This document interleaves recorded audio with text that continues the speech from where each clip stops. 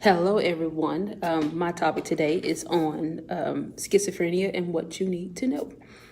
Basically, schizophrenia is it's a serious mental disorder that affects how individuals perceive themselves, their feelings, and their behavior. It does varies with age, but it deals with problems such as their interpersonal relationships, dealing with daily life activities, and making decisions. Some of the signs and symptoms are delusions, hallucinations, bizarre behavior, and sometimes you can catch them staring off into space.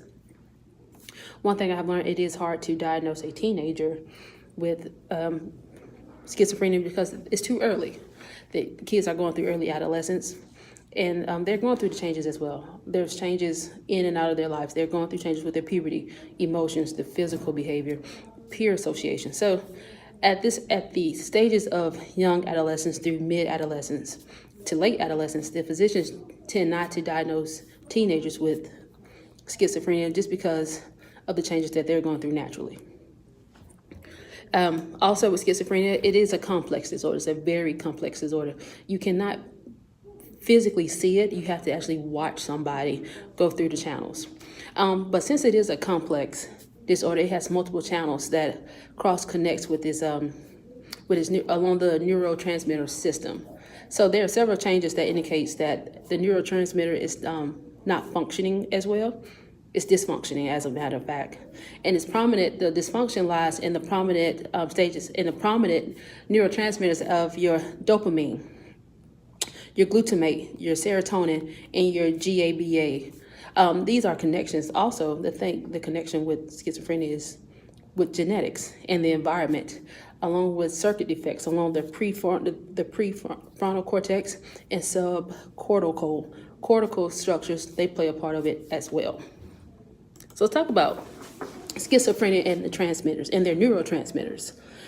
They manifest in several structures of the brain, including the hippocampus, prefrontal cortex, and the stratum. And the word stratum, which was really new to me, I had my first time hearing about it. It's one of the main input areas of the basal ganglia.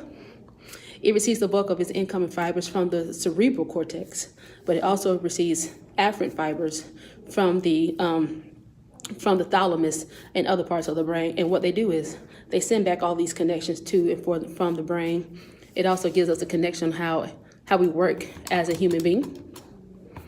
Another thing about schizophrenia is the drugs that people take with it. Normally, antipsychotics are the preferred choice in treatment for those who suffer from schizophrenia. What antipsychotics do is that they block the dopamine receptors and reduce the dopaminergic tone, along with the adverse effects. You got to think about people who are dealing with schizophrenia. They're going through a lot of emotions. They're dealing with themselves, their peer-to-peer associations. Basically, they're dealing with everyday life, but they have a lot going on. They dealing with hearing voices inside their head, hallucinations, things that they tend to see, we do not see. And the antipsychotic medications, their overall process is to block these receptors to help the person function along the way and along in life. So one of the drugs that they really use in treatment is known as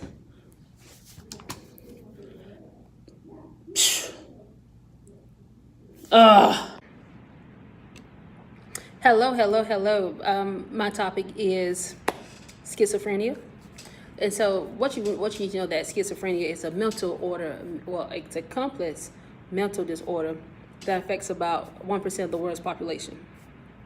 There's 3 components to it. You have your positive, your negative, and your cognitive dysfunctions. And people who have them also have problems with interpersonal relationships, along with they have hallucinations. Also, they have delusions, and they have disorganized speech.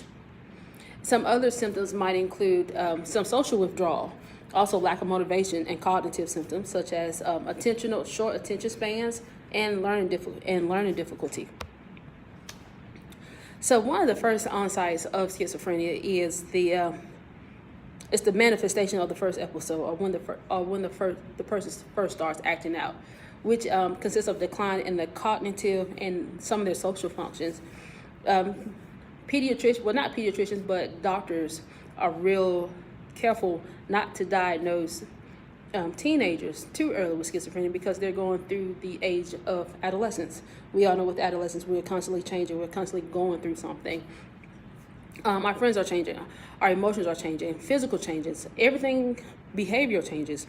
We're in conflict with parents, peers. So it's hard to diagnose early adolescents and late adolescents with schizophrenia because of what they're going through. However, we do see it early onset in young adulthood. So another thing is that it is slightly higher in men than it is in women. And also another thing that plays a factor is your genes, the genetics, where we are raised. People in the inner city who live a combative life from the time they are children to the time they grew up, they tend to have a deal with schizophrenia. They can become in the process to what's the word I'm looking for? They can develop schizophrenia. Basically, that's what I'm looking for. That's what that can happen. Some of the neurotransmitters of schizophrenia rely on dopamine, GABA, which is also known as GABA, glutamate, and serotonin. So within those systems, those who suffer from schizophrenia, the neurotransmitters are altered in ways that create paranoia, bizarre behavior. Also, the serotonin, which is also known as your 5-HT gene, it plays an important role in a lot of the neuropsychotic disorders. You also hear it a lot with people in depression too.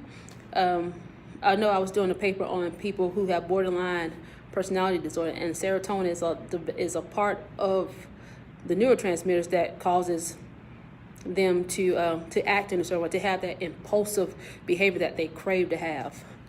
So a lot of the neurotransmitters that are found with the dysfunction of people who have schizophrenia are all in the prefrontal cortex, and they also lie along the subcortical cortex and the cerebral cortex as well. But so now let's talk about some of the medications people use to take to treat schizophrenia. Believe it or not, people use antipsychotics to treat those who have schizophrenia. As of right now, from what I've researched, that is one of the main treatments, along with group therapy, cognitive behavior therapy. Antipsychotic medication is one of the main treatments for schizophrenia. Risperidone and other newer atypical antipsychotics are becoming the mainstay for those who have schizophrenia treatment. Also, one of the things that people are actually looking at is how along the way, how can we get better in treating schizophrenia? There has not been a lot of background on newer medications, but as of right now, antipsychotics and also medications that also treat, bear with me 1 minute, I will let you know, medications that anti-tremors, they're also good with assisting those with schizophrenia. Antipsychotics are still a mainstay for treatment for schizophrenia and other psychotic disorders, although some evidence in recent years questioned their efforts on long-term recovery. So that's my spiel on schizophrenia. I hope it was informative. Y'all have a wonderful night. Thank you.